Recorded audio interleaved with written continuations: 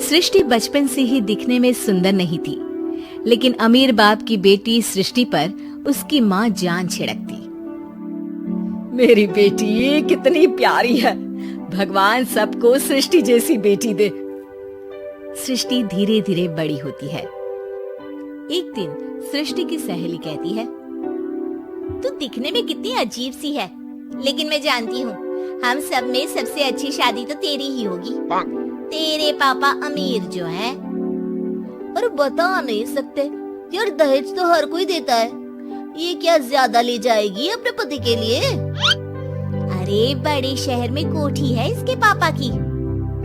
अरे पापा की है ना, कौन सी इसकी है? इसकी होती तब तो कोई भी लड़का इससे शादी कर लेता। अरे पापा की मतलब पापा की है तो मेरी ही है ना? किसने कहा? अब तेरी तो तब होगी ना जब तेरा भाई ना हो। वैसे भी शादी के बाद सारी प्रॉपर्टी भाई के नाम होती है। सृष्टि समझ जाती है कि उसे किसी भी हालत में माँ बाप की सारी प्रॉपर्टी को अपने नाम करना है, लेकिन कैसे? एक दिन सृष्टि का भाई शीनू कहता है, बहन क्या कर रही है? तुझसे एक बात करनी है। अरे हाँ हाँ करना, मैं तो तेरी बहन हूँ। बहन मेरी लाइफ में ना एक लड़की है, बहुत अच्छी है। मैं सोच रहा हूँ माँ और पापा से बात करूँ शादी के लिए।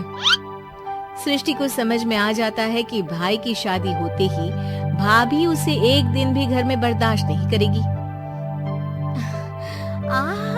क्या बात है भाई, बताना कौन है वो?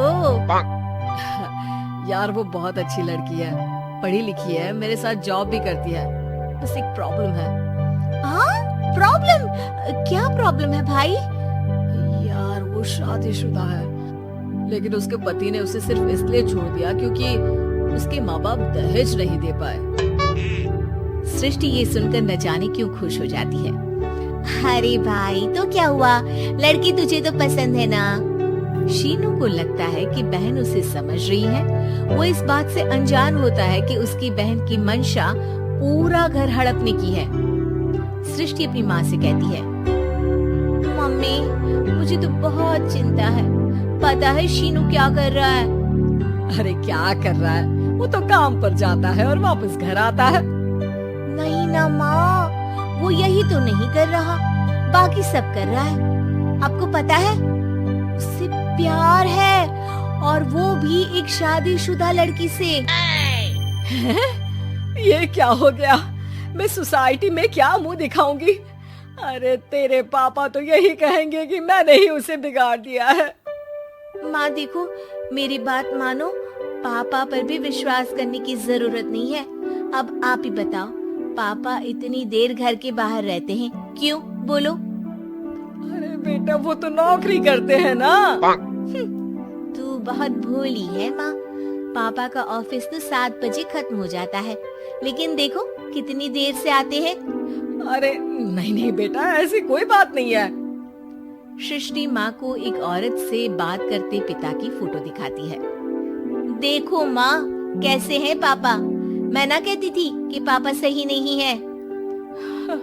मैं तेरे पापा से बात करूंगी, दे फोटो मुझे। ओ माँ, वो तो डिलीट हो गई। लेकिन चल, तूने तो देख लिया ना, पापा से बाद में बात कर लेना। और हाँ, मेरा नाम बिल्कुल मत लेना। हाँ माँ। अब क्या था, सृष्टि के माँ और पिता के बीच झगड़ा होना शुरू हो जाता है। सृष्टि के मन में क्या चल रहा था कोई नहीं जानता था। एक दिन, माँ सृष्टि के लिए एक लड़का देखा है, वो लोग शाम को उसे देखने आने वाले हैं।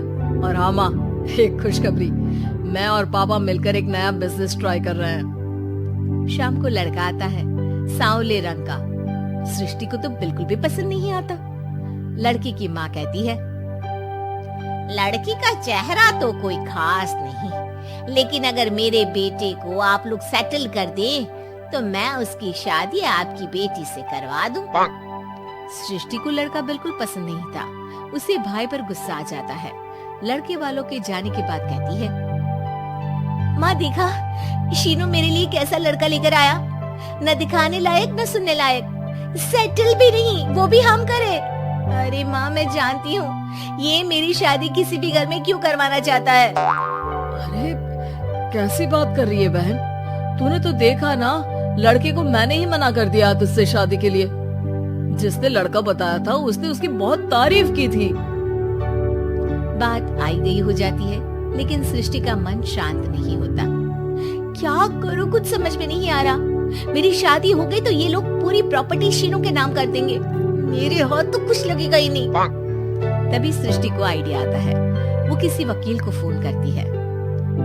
जी देखिए, अगर आपके मम्मी पापा का तलाक हो जाता है तो आपके पिता की आधी प्रॉपर्टी आपकी माँ के नाम हो जाएगी, फिर उसे वो किसी को भी दे सकती है। सृष्टि अब माँ को बेटे के खिलाफ भरती है। माँ, शीनू पर नजर रखा करो, वो जिस लड़की के प्यार में है ना वो शादीशुदा है। यहाँ आएगी, सारा पैसा, रुपया, जमीन, जायदाद सब भड़प लेगी। पापा का भी हाल तुमसे छुपा नहीं है। ऐसा ना हो कि मैं और आप एक दिन सड़क पर भीख मांगे। हे भगवान, मैं तो जीते जी मर जाऊंगी अगर ऐसा हो गया तो।